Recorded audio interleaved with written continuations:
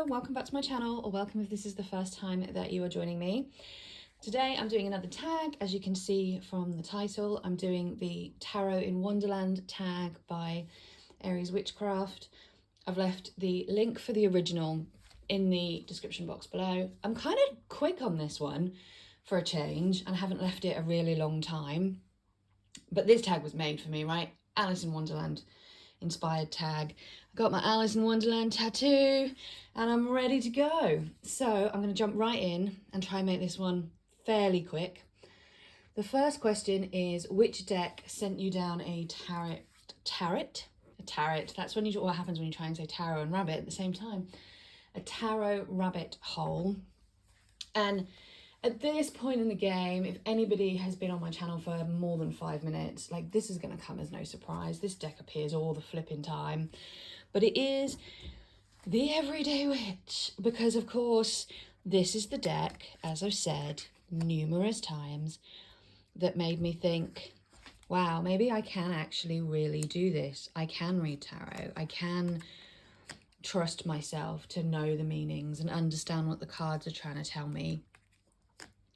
And when I had this deck, when I first bought this deck, I had this deck and maybe one other tarot deck, or maybe 1 or 2 oracle decks. And now I have 50 tarot decks and 20 odd oracle decks. And this is definitely the deck that sparked that long-term love affair with the tarot. So question number 2 is, what deck made you smile like the Cheshire Cat? And there are like so many decks I could have picked for this, but I'm gonna have to go with our Bangtan tarot that Sarah and Julie and I made. That's Sarah at Sunset Bar Tarot and Julie at Peekaboo Rose. For those who don't know, if you're on my channel, you probably know who they are. And this deck is just like, every time I see it, it makes me smile. Not just because it's a BTS deck, but just because of all the memories that I'm always going to have about making this deck. Like, how much fun it was, how there was that whole, you know, late night conversations and looking at pictures, and it was just a real mad couple of weeks that was just fun and, you know, really bonding for us as a friendship group. And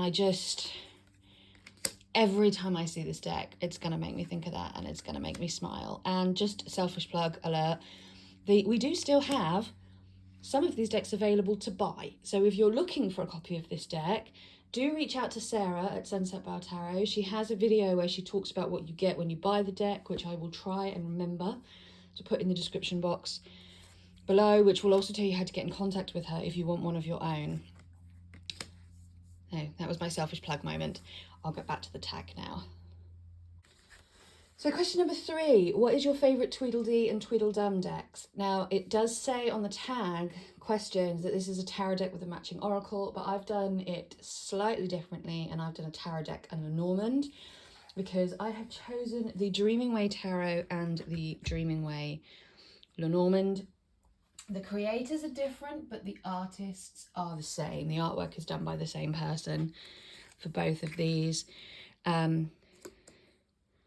And they're great decks. They're both great little decks. I really need to get back into the Lenormand, because or the Lenormand, or however you want to say it, I haven't really used it all that much for a while. And I picked back up my Rana George book so that I could like dig back into it and basically start again from scratch. But I also want to learn the Thoth this year, and I've decided now I'm learning 2 languages this year, and I'm like about to go into my 2nd year of a university course. I mean, I say my 2nd year, it's actually my 3rd year, but because it's 3 years of university stretched out over 6, I've done the first 2 courses, which is year 1, and I'm about to start the first of 2 courses that make up year 2.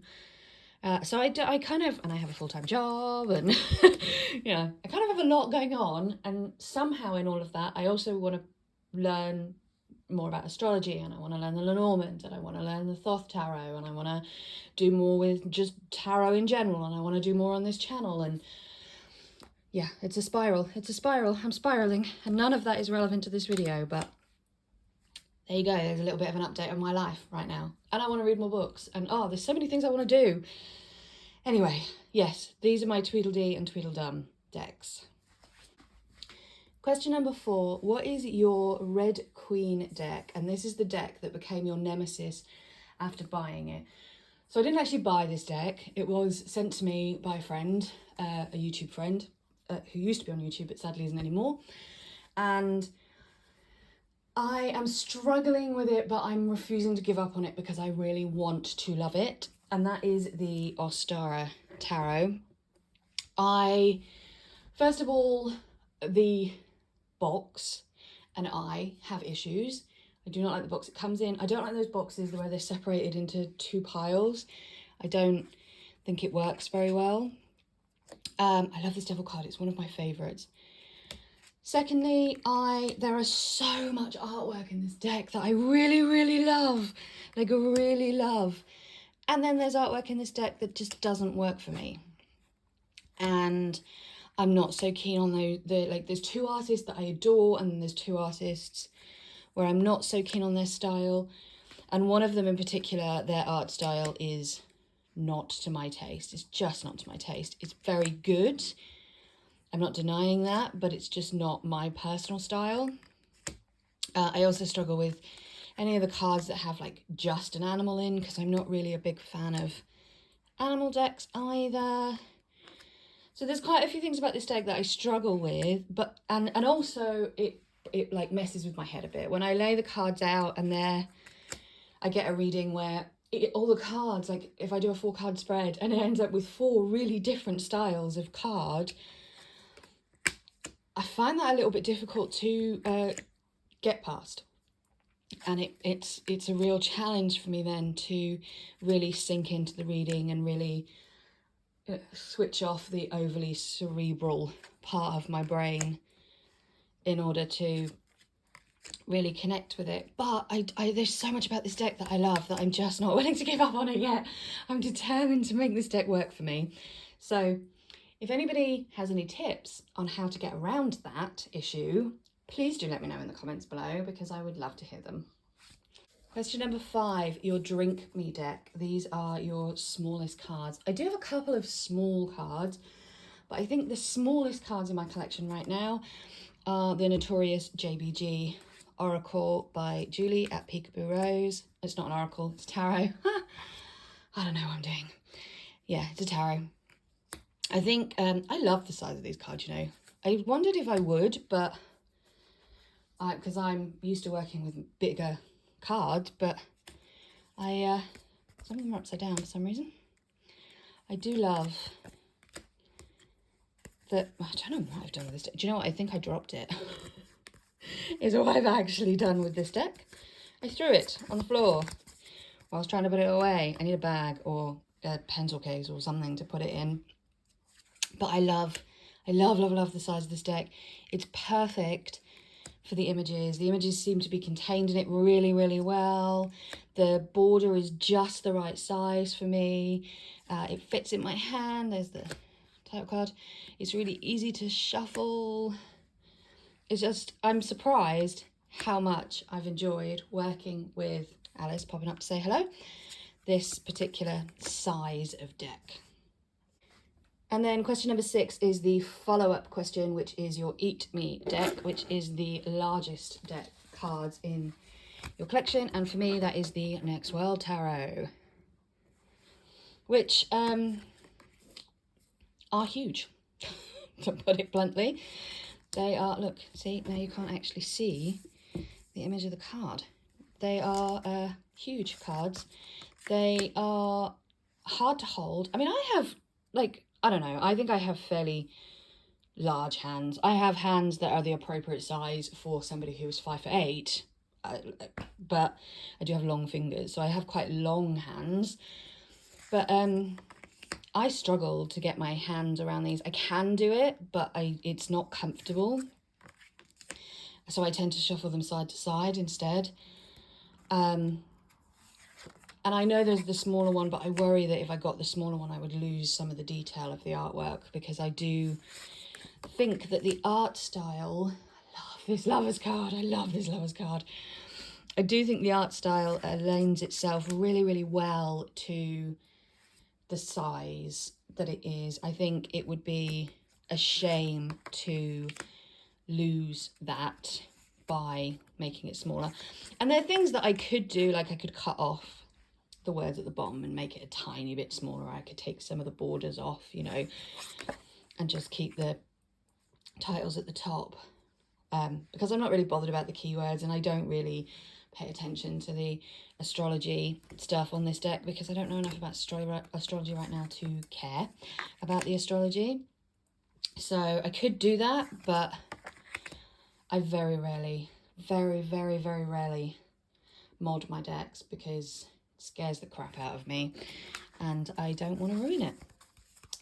Okay, so question number 7 is you're late for a very important date. Which deck gave you FOMO anxiety before you got your hands on it? Now, I am skipping this question. I am actually skipping this question. I do not have a deck to show you for this question. And that is because I do not tend to, you can see the next deck coming up though, I do not tend to suffer from FOMO anxiety, I'm afraid, when it comes to decks. I'm not afraid, I mean, that's a good thing. And I know it's a very light-hearted question and it's not, you know, let's not take this too seriously kind of thing. And I'm not at all, but I just genuinely don't have any decks that fit this question. There are no decks where I had to have it. And the idea of missing out on it gave me some level of anxiety. There are decks that I, you know, were keen to buy as soon as they came out, like This Might Hurt and a Baba Studios deck and things, but yeah, I can't think of a deck that would work well for this question, so I'm just going to skip it and move on to question 8, which is your White Queen deck. This is a colourful and light-hearted deck, and as you've seen, if you were sneakily paying attention at the edge there, I've gone for the Happy Tarot.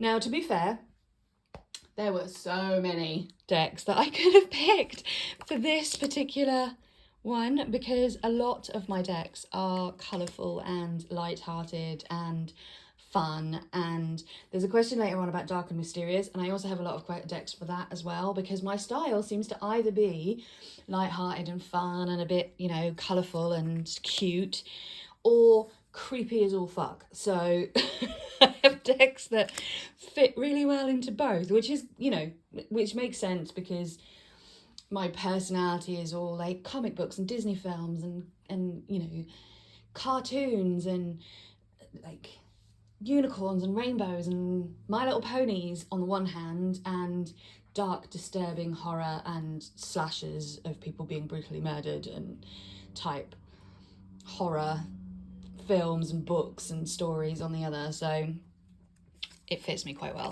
It does fit me quite well.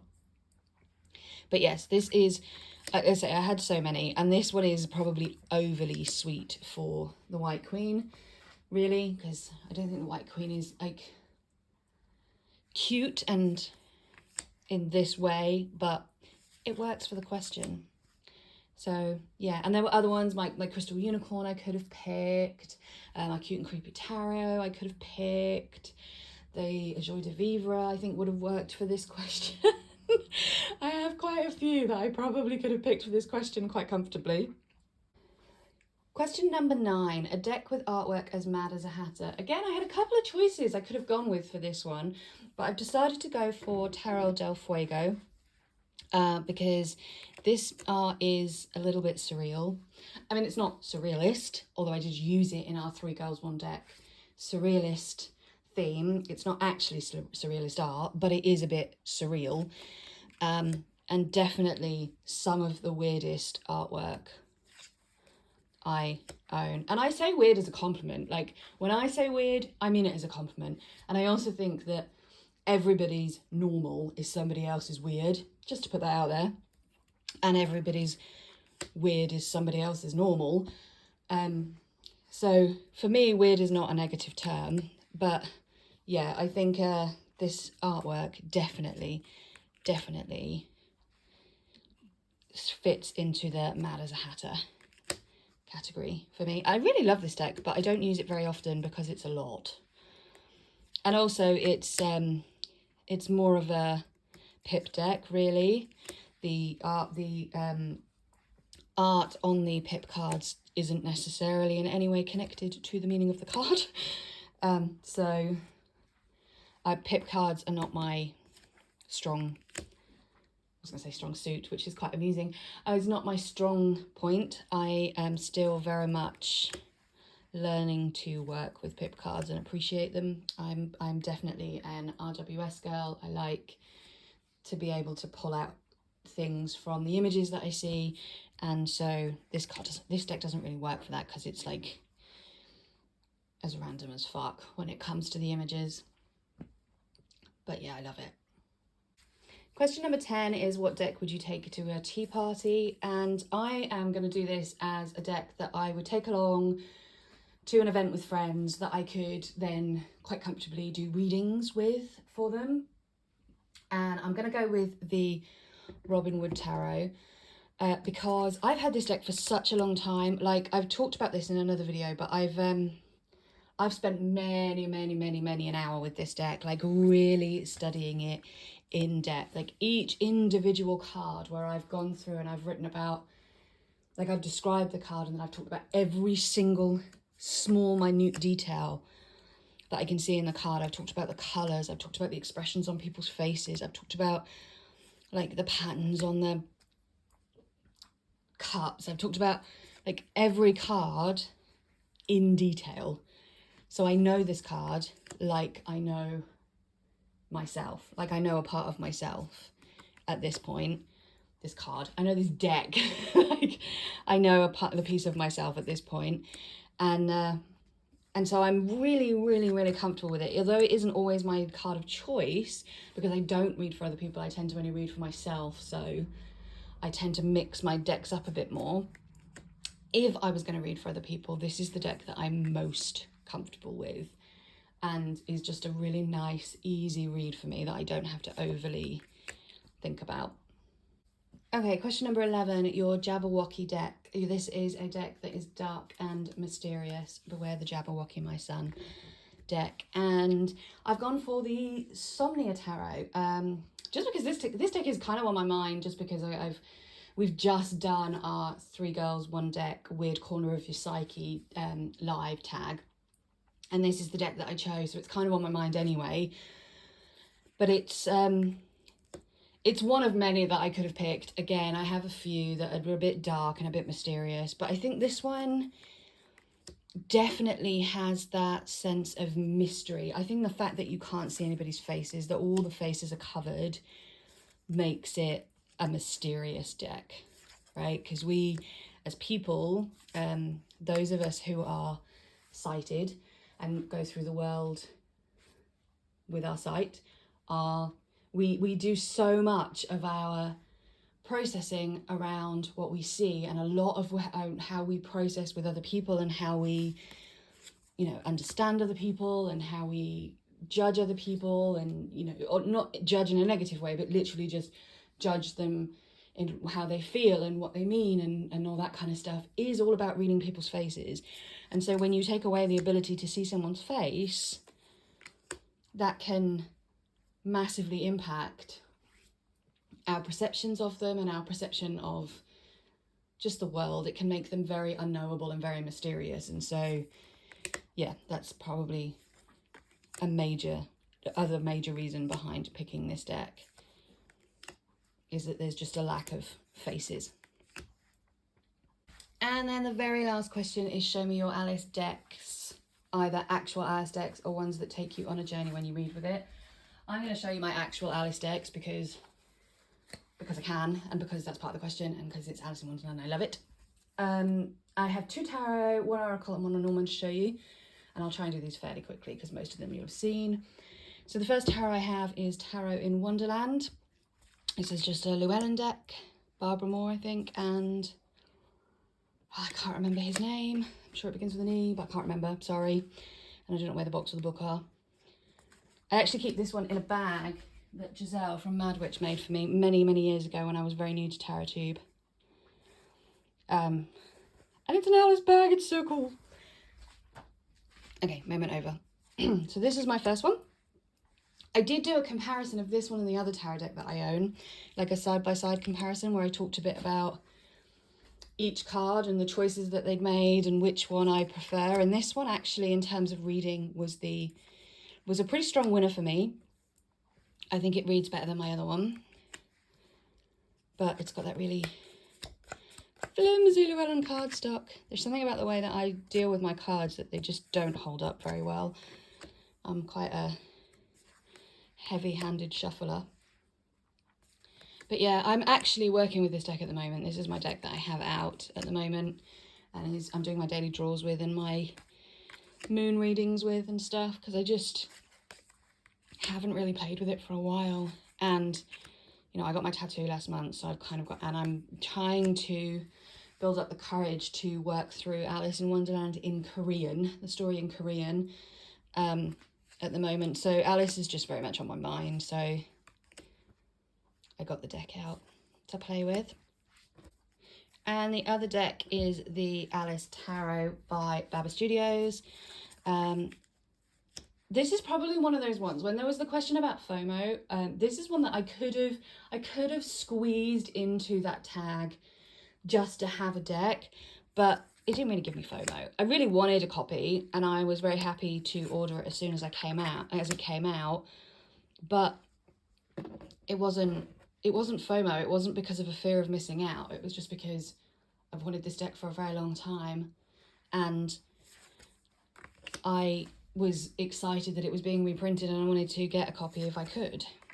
So it wasn't really FOMO, and it definitely wasn't FOMO anxiety. But anyway, I'm waffling about a question that I've skipped already, so I don't need to go over it again. These are in order at the moment. So I've got both lovers cards in there at the moment.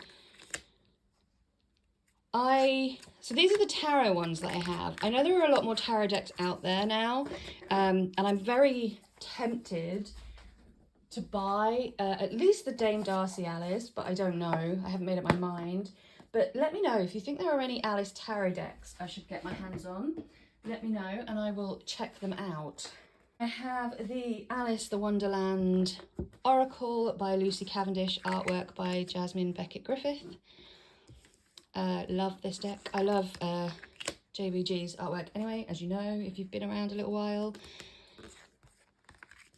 And I really enjoy this deck a lot. I haven't used my Oracle decks too much lately, and I've been thinking about whether or not I'm going to keep hold of all of the ones I have, or whether it's time to pass some on, but I think I will keep all of my JBG Oracles, because I really love her art style, and I know that they're mass market, so if I got rid of them I could easily replace them, but I don't want to do that unless I'm absolutely sure I don't want them anymore. It's great. It's a great little deck. Again, if there are any oracles out there, Alice oracles out there that I don't have that you think that I would enjoy, let me know. And then finally, I have an Alice in Wonderland vintage Petite Lenormand that was gifted to me by a subscriber to my channel. And it is such a cute little Lenormand.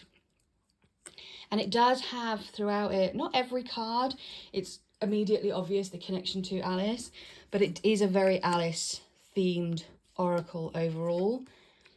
The crying baby. Did I say oracle? Alice themed Lenormand is what I meant to say. I'm not very good at this, am I? And again, it's not one I use a huge amount, purely because I want to keep it in the best condition possible. And as I've already pointed out, not very good with keeping my cards in good condition. And also partly because of what I was saying before about having not really picked up Lenormand or done much with it lately. But I have used it and I do enjoy working with it. And it is just such a fun little thing to have in my collection. And it's proper, like, the proper art style, which I love. It's like illustrations directly from the book. And I can't remember who the artist is, but I know Robin at Total Tarot would be able to answer that question if he was here, but he's not, obviously.